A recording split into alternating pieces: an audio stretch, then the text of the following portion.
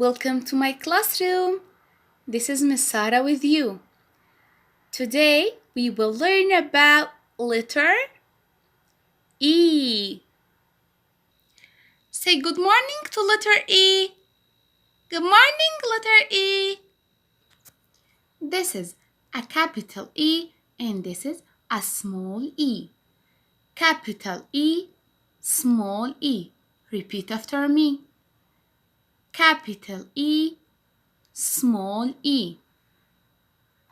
Now, let's make the letter E sound. The sound of letter E is eh, eh, eh, eh, E. Repeat after me. Eh, E. Eh, E. And now we will know some vocab about letter E.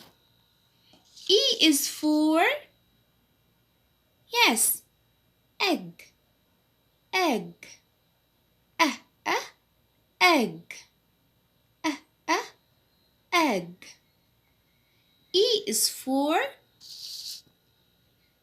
ear, ear, ear. Let's continue. E is for eagle, eagle, eagle, eagle. And E is for